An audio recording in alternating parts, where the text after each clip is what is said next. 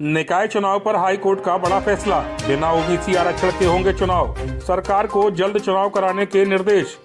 UP नगर निकाय चुनाव में ओबीसी आरक्षण पर हाईकोर्ट की लखनऊ बेंच ने अपना फैसला सुना दिया है। हाईकोर्ट ने ओबीसी आरक्षण के बिना ही निकाय चुनाव कराने का आदेश दे दिया है। कोर्ट के इस आदेश के बाद ओबीसी के लिए आरक्षित सीट जनरल मानी जाएगी।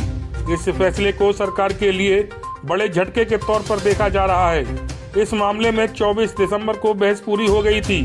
कोर्ट ने निकाय चुनाव से संबंधित सभी 93 याचिकाओं पर सुनवाई के बाद 27 दिसंबर तक फैसला सुरक्षित कर लिया था।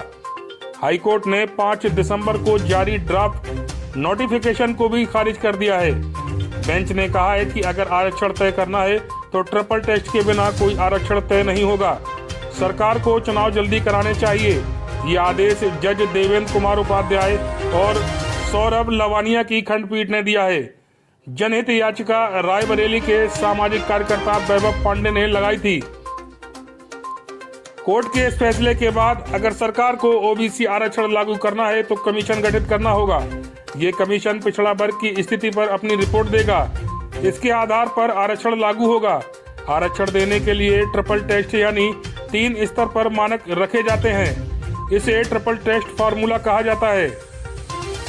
अब इस टेस्ट को देखना होगा कि राज्य में अन्य पिछड़ा वर्ग की आर्थिक शैक्षणिक स्थिति कैसी है, उनको आरक्षण देने की जरूरत है या नहीं, उनको आरक्षण दिया जा सकता है या नहीं। यूपी सरकार की ओर से अपर महाधिवक्ता विनोद कुमार शाही और मुख्य स्थायी अधिवक्ता अभिनव नारायण त्रिवेदी ने सरकार का पक्ष रखा था।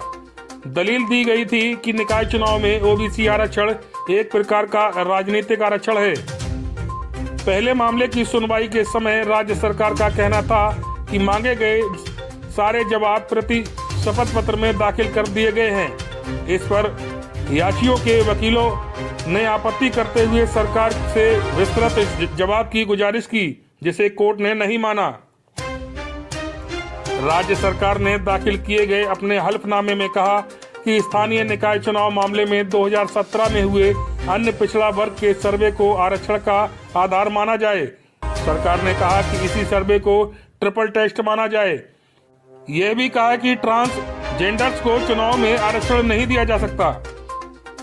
याचिकाकर्ता के वकील शरद पाठक ने कहा कि अन्य पिछड़ा वर्ग को आरक्षण देने के मामले में सुप्रीम कोर्ट ने कहा कि हर राज्य में अन्य पिछड़ा वर्ग के अलग अलग स्थितियां हैं।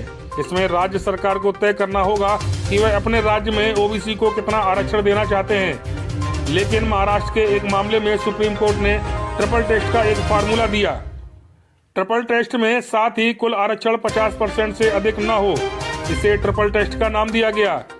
हाल ही में सुप्रीम कोर्ट ने एक निर्देश में कहा कि अगर अन्य पिछड़ा वर्ग को ट्रिपल टेस्ट के तहत आरक्षण नहीं दिया तो अन्य पिछड़ा वर्ग की सीटों को अनारक्षित माना जाएगा।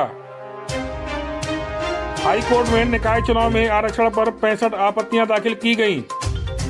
हाई कोर्ट ने सभी मामलों को सुनवाई पूरी कर ली।